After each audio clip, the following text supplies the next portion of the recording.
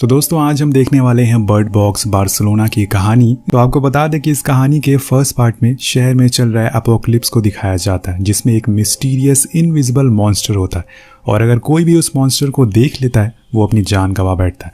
इसके second part में हम बार्सिलोना शहर में हुए एपोकलिप्स को देखने वाले हैं। इन दोनों कहानी की टाइमलाइन एक साथ चलती है, लेकिन दोनों में अलग अलग शहर को दिखाया गया है। तो बिना देर किए चलते हैं कहानी की तरफ।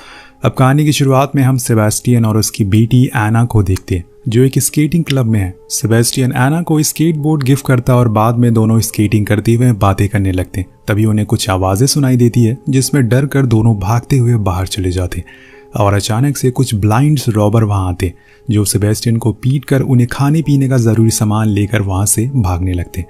और इन रॉबर्स के सेंसेस बहुत ही ज्यादा तेज होते हैं। अब सेबेस्टियन पास में पड़ी हुई बोतल से उनके ऊपर अटैक करने ही वाला था, तभी अंधेरे में छिपी हुई एना उसे करने से मना कर देती है। अब उनके जाने के बाद सेबेस्टियन एना को लेकर बाहर आता है और दोनों ने अपनी आंखें ब्लाइंड फोल्ड की हुई थी, क्योंकि अगर मॉन्स्टर दिख गया तो ये गए। इसके बाद हम बार्सिलोना शहर को ऊपर से देखते हैं, जहां चारों तरफ बस तबाही मची हुई है, जिसमें हजारों लोग मर चुके हैं। सेबेस्टियन धीरे धीरे आगे बढ़ता है तो उसे एक ग्रुप दिखाई देता है, जिसकी आंखों पर पट्टी बंधी हुई थी और ये लोग शहर से खाने पीने का जरूरी सामान लेकर अपने बेस पर जा रहे थे और सभी ने एक रस्सी को पकड़ा हुआ था, जिससे कि इनका रास्ता खोए ना। सेबेस्टियन उनको देखकर एना को समझाता है कि जब तक यह पता ना चल जाए कि वो लोग अच्छे हैं, तब तक तुम्हें छिप कर रहना होगा। फिर सेबेस्टियन उन्हें कहता है कि वो घायल है और उसने 2 दिनों से कुछ खाया पिया नहीं है, और जब वो खाना ढूंढने के लिए बाहर निकला तो रास्ता भटक गया। पहले तो ये ग्रुप उसकी मदद करने से मना कर देते हैं, लेकिन फिर सेबेस्टियन कहता है कि मैं एक इंजीनियर हूँ, अगर तुम लोग मुझे अपने साथ ले चलते हो तो मैं तुम्हें जनरेटर का पता बता दूंगा। अब ये बात सुनकर ग्रुप का लीडर मार्शल उसे अपने बेस पर ले जाता है, जो एक बस फैक्ट्री होती है, और यहाँ पर पहले से ही बहुत सारे लोग मौजूद थे। अब बेस पर लिलियाना नाम की एक डॉक्टर उसका इलाज करती है और उसे टाके लगाती है। जब वो सबके साथ बैठकर खाना खा रहा था तो उसे एक अंधा आदमी दिखाई देता है, जिसकी आंखें फूटी हुई थी। वो सेबेस्टियन को बताता है कि कुछ लोगों के पास इस मॉन्स्टर को देखने की पावर है और उन्हें अपनी आंखों पर ब्लाइंड फोल्ड लगाने की भी जरूरत नहीं है, और ये लोग उस मॉन्स्टर को देखने के लिए हमें जबरदस्ती मजबूर करते हैं। और उन्हीं लोगों ने उसकी वाइफ रोज को पकड़कर उसके माथे पर राख से आंख बनाई और जबरदस्ती उसकी आंखें खोलकर उस मॉन्स्टर को देखने पर मजबूर किया।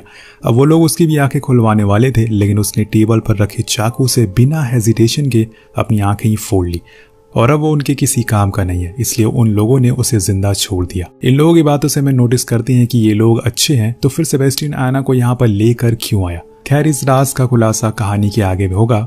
अब रात हो चुकी है और सभी रेफ्यूजी एक बस के अंदर सोते हैं। मौके का फायदा उठाकर सेबेस्टियन बस फैक्ट्री के कंट्रोल रूम में जाता है और वहां रखी हुई सभी कीज को ले लेता है। फिर वो एक चाबी से बस को शुरू करने की कोशिश करता है, लेकिन लिलियाना उसे करते हुए देख लेती है और उसे रोकने के लिए जाती है, लेकिन उसने कैबिन को अंदर से बंद कर रखा था।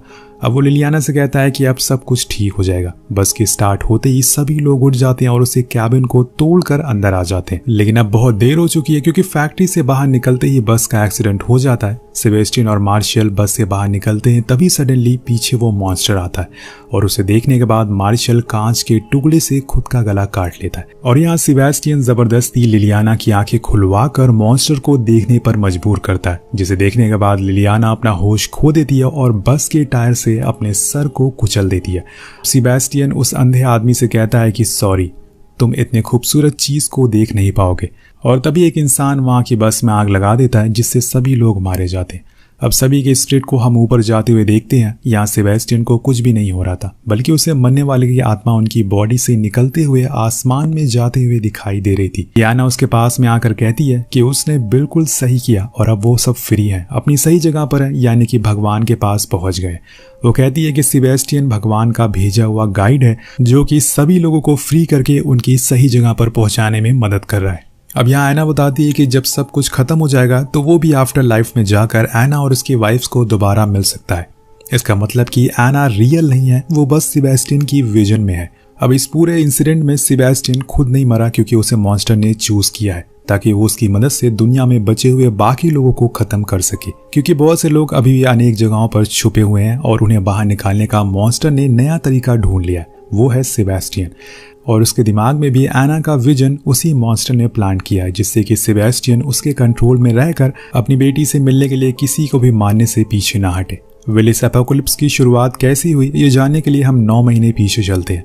हम वहाँ सेबेस्टियन को विंड मिल के पास खड़ा हुआ देखते हैं जहाँ वो टरबाइन की टेस्टिंग कर रहा था। तभी उसके पास एक कॉल आता है और इसे पता चलता है कि हाइड्रो पावर प्लांट में बहुत सारे लोग ने खुद की जान दे दी और वो भी टरबाइन के अंदर कूदकर। अब ये सुनकर सेबेस्टियन परेशान हो जाता है और जल्दी से अपने ऑफिस पहुंचता है जहाँ पर चारों तरफ अफरा तफरी मची हुई है। वो न्यूज में देखता है कि यूरोप के बहुत सारे शहरों में लोग किसी चीज को देखने के बाद खुदकुशी कर रहे हैं, जैसे किसी ट्रेन ड्राइवर ने खुद को खत्म करके पूरी ट्रेन को ही पलट दिया है और कोई बिल्डिंग से कूद कर अपनी जान दे रहा है। इसी तरह बहुत सारे लोग मारे जा चुके हैं।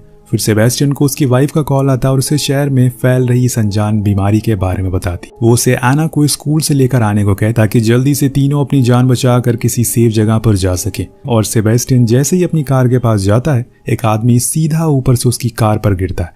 फिर वो बचते हुए भागकर एक मेट्रो स्टेशन पर पहुंचता है जहां सभी लोग डरे हुए थे। तभी वहां अंधेरे से इनविजिबल मॉन्स्टर आता है जिसके आने से सभी चीजें हवा में उड़ने लगती है। जिन लोगों ने भी इस मॉन्स्टर को देखा था वो सभी ट्रेन की ट्रैक पर कूदना शुरू हो जाते हैं, लेकिन सेबेस्टियन उस मॉन्स्टर को नहीं देखता और वो समझ जाता है कि मॉन्स्टर की तरफ देखने से ही लोग अपना होश खो रहे हैं और फिर वो लोगों को खुद की जान लेने पर मजबूर कर रहा है। अब ट्रेन आने से पहले पूरे मेट्रो स्टेशन पर भगदड़ मच गई थी और सभी लोग अपनी जान लेने की कोशिश कर रहे थे। सेबेस्टियन वहां से कैसे भी करके बच निकलता है और एना के स्कूल पहुंचता है। एना को लेकर यहाँ से निकलता है। तभी रास्ते में उसे चर्च का प्रीस्ट मिलता है। वो उसे बताता है कि यह मेरेकल गॉड कर रहे हैं और अब धरती का अंत होने वाला है और इसीलिए एंजल सभी को स्वर्ग में ले जाने के लिए धरती पर उस मॉन्स्टर के रूप में आए हुए हैं। अब प्रीस्ट को ये सब गॉड का चमत्कार लगता है। दरअसल यह प्रीस्ट की सोच नहीं बल्कि वो मॉन्स्टर है जो उसे ये सब सोचने के लिए मजबूर कर रहा है। यह मॉन्स्टर इतना खतरनाक है कि इंसान जो सोचता है और उसके जो बिलीफ होते हैं वो उसे उसी रूप में दिखाई देता है। उनके प्यार करने वालों को वो दिखाकर वो मॉन्स्टर उन्हें मैनिपुलेट करता है। वेल अब सेबेस्टियन एना को लेकर अपनी वाइफ के पास पहुंच चुका था जहां बीच सड़क पर वो देखता है कि उसकी वाइफ को किसी कार ने ठोक दिया है और ऑन द स्पॉट उसकी मौत हो जाती है। अब कहानी प्रेजेंट टाइम में आती है। सेबेस्टियन और एना के साथ एक चर्च में कन्फेशन करते हुए हम देखते हैं। वो कहता है कि उसने मार्शल के ग्रुप से झूठ बोला ताकि उसका अपनी फैमिली से रीयूनियन हो सके, जो बिल्कुल भी गलत नहीं है। ऊपर देखने पे उसे एक एंजल मूव होती हुई दिखाई देती है जिसका मतलब है कि वो एकदम सही रास्ते पर। अब मॉन्स्टर ही उसे मैनिपुलेट करके ये सब करवा रहा है। बाहर जाने पे उसे एक औरत दिखाई देती है। उसके कदमों की आवाज सुनकर वो सतर्क हो जाती है। बातचीत करने के लिए वो अपना इंट्रोडक्शन देती है और उसका कुत्ता सेबेस्टियन के ऊपर कूद जाता है। पीछे से उस औरत का बाकी ग्रुप कुत्ते को दूर करता है। अब सेबेस्टियन फिर से अपना पुराना तरीका अपनाता है जिसमें पहले तो वो मासूम बनकर उस ग्रुप का हिस्सा बनेगा और फिर उन सभी को मौत के घाट उतार देगा। सेबेस्टियन कहता है कि अगर तुम लोग मेरी मदद करोगे तो मैं तुम्हें जनरेटर तक पहुंचाने का रास्ता बता सकता हूं। अब बाकी ग्रुप ना चाहते हुए भी लेकिन वो औरत उसे अपने बेस पर ले जाती है जो कि एक आर्मी बंकर होता है। यहाँ बाकी रेफ्यूजी के साथ एक छोटी जर्मन लड़की भी होती है और इस ग्रुप का लीडर होता है राफा। सेबेस्टियन को धमकाता है और पूछता है कि अब तक वो अकेले कैसे जिंदा है। सेबेस्टियन उन्हें बताता है कि वहां पर कुछ लोग पूरे शहर में घूमते हैं और वो उनके पास भी आए थे जो बिना ब्लाइंड फोल्ड के घूमते हैं। उन्हें मॉन्स्टर को देखने पर भी कुछ नहीं होता। वो लोग दूसरों को जबरदस्ती ब्लाइंड फोल्ड हटाने के लिए फोर्स करते हैं और उसका पूरा ग्रुप मॉन्स्टर को देखकर मारा गया, लेकिन वो छिपा हुआ था और इसीलिए उसे कुछ भी नहीं हुआ। अब राफा उसे मैप में जनरेटर की लोकेशन के बारे में पूछता है। पीछे से वो लड़की कहती है कि तुम्हें सिर्फ 2 लोगों के साथ जनरेटर के पास जाना होगा और अगर वो वापस अकेले आया तो उन्हें उस पर शक हो जाएगा। अब सेबेस्टियन कहता है कि उसे जनरेटर की लोकेशन के बारे में कुछ भी पता नहीं है, उसने तो बस बचने के लिए झूठ बोला था। और ये सुनते ही गुस्से में राफा एक आदमी को उसे मारने लगता है। तभी वो जर्मन लड़की सोफिया उन्हें ऐसा करने से मना कर देती है। यहाँ दोस्तों सोफिया की भाषा सेबेस्टियन के अलावा किसी को भी समझ नहीं आ रही थी, इसलिए वो उसकी बातों को ट्रांसलेट करके बताता है कि सोफिया उसकी माँ के साथ बार्सिलोना में वेकेशन के लिए आई थी। दोनों एक जहाज के ऊपर थे। तभी अचानक से चारों तरफ भगदड़ मच गई और एक एक करके सभी लोग पानी में कूदने लगे, जिससे वो काफी डर गई। उसकी माँ उसकी आंखें कवर करके एक कार के अंदर ले गई जहां रेडियो पर उसने एक इमरजेंसी मैसेज सुना जिसमें बताया गया कि मॉन्टेज्यूस के एक पहाड़ पर एक महल है जो कि सेफ स्पॉट है और वो चारों तरफ से बंद है। वहां पर आर्मी पहरेदारी कर रही है। अब सोफिया अपनी माँ के साथ वहां जाने के लिए निकलती है, लेकिन भीड़ की वजह से वो अपनी माँ से अलग हो जाती है। सेबेस्टियन उन सभी को कन्विंस करने में लगा था कि उन्हें वहां जाना चाहिए, नहीं तो इस जगह पर रहने से उन्हें फूड की शॉर्टेज हो जाएगी और एक दिन वो मारे जाएंगे। सेबेस्टियन उन्हें विश्वास दिलाता है कि सोफिया की माँ हमें वहां भी मिल सकती है। अब वोटिंग करने के बाद सभी उस महल के लिए निकल जाते हैं। रात होने पर वो एक जगह पर रुकते हैं और मौका देकर सेबेस्टियन रैफा के कुत्ते के पट्टे को काट देता है। अगले दिन जब सभी अपनी मंजिल की तरफ बढ़ रहे होते हैं तो उन्हें मॉन्स्टर की आवाज़ सुनाई देती है, जिससे दोनों कुत्ते अपनी रस्सी को छोड़कर भाग जाते हैं। अब यहाँ मॉन्स्टर इन सभी को उनके सबसे प्यारे इंसान की आवाज़ सुना रहा था। उधर डॉग्स को ढूंढने के लिए गलती से राफा अपने ब्लाइंड फोल्ड को हटाता है और मॉन्स्टर को देखने के बाद वो खुद की जान ले लेता है। तभी सोफिया को उसकी माँ की आवाज़ सुनाई देती है, जिससे वो अपना ब्लाइंड फोल्ड खोलने ही वाली थी, लेकिन तभी ऑक्टेविया आकर उसे रोक लेता और सभी को एक बिल्डिंग के अंदर ले जाता। इस ग्रुप में एक ओल्ड कपल रोबोटो और उसकी वाइफ भी होती है। रोबोटो के हाथ पर डॉग बाइट कर लेता है क्योंकि वो डॉग उस मॉन्स्टर के बहकावे में आ गया था। अब सभी लोग अपनी जान बचाकर बिल्डिंग में छुपे होते हैं और परेशान दिखाई देते हैं। क्लारा को समझ नहीं आ रहा था कि उन सभी को उनके चाहने वालों की आवाज़ कैसे सुनाई दे रही है, तो ऑक्टेवियो उन्हें समझाता है कि शायद यह ऑब्जर्वर इफेक्ट से हो सकता है। इसमें क्वांटम फील्ड में पार्टिकल इंडेफिनिट स्टेट में होते हैं। जब तक इन्हें ऑब्जर्व ना किया जाए तब तक यह मॉन्स्टर वहां नहीं आ सकता। इस मॉन्स्टर का कोई रूप और कोई शेप नहीं, बल्कि यह हर पल बदलता रहता है। जब तक उसे ऑब्जर्व ना किया जाए यह मॉन्स्टर हमारे कांटेक्ट में आता है और वो हमारे लव वंस के हिसाब से अपना रूप बदलता है। दूसरी तरफ हम सोफिया को देखते हैं जो एक कोने में बैठकर रो रही थी। तभी सेबेस्टियन उसके पास जाता है और उसे समझाते हुए एना का पेंडेंट देता है। अब हम यहाँ फ्लैशबैक में देखते हैं कि सेबेस्टियन और एना के साथ एक घर में छुपा हुआ है। अब घर के बाहर वो लोग होते हैं जो मॉन्स्टर को देख सकते थे। इन लोगों का लीडर वही प्रीस्ट होता है जिसे सेबेस्टियन चर्च में मिला था।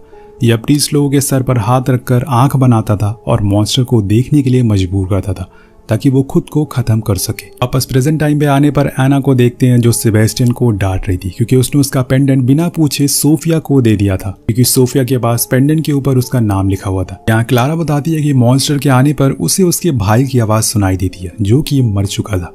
वो सेबेस्टियन को समझाती है कि यह मॉन्स्टर दिमाग में घुसकर हमारे विश्वास और डर को तोड़ मरोड़ कर उनके खिलाफ इस्तेमाल करते हैं, और एना उसे ये सब सुनने से मना करती है। उसके बाद सभी बिल्डिंग के अंदर दवाइयों को ढूंढने लगते हैं। तभी एना सेबेस्टियन को एक आदमी को खत्म करने को कहती है, इसलिए सेबेस्टियन ऑक्टिविया से झूठ कहता है कि सभी खिड़कियां बंद है, इसलिए तुम अपना ब्लाइंड फोल्ड खोल सकते हो। अब ऑक्टेविया अपने पट्टियां हटा लेती है और वो मॉन्स्टर उसे भी मार देता है। लेकिन इस बार कुछ नया होता है। सेबेस्टियन को उसकी आत्मा की रोशनी बाहर निकलती हुई दिखाई नहीं देती और वो समझ जाता है कि वो जो भी कर रहा है वो गलत है और एना उसे मैनिपुलेट करने की कोशिश कर रही है।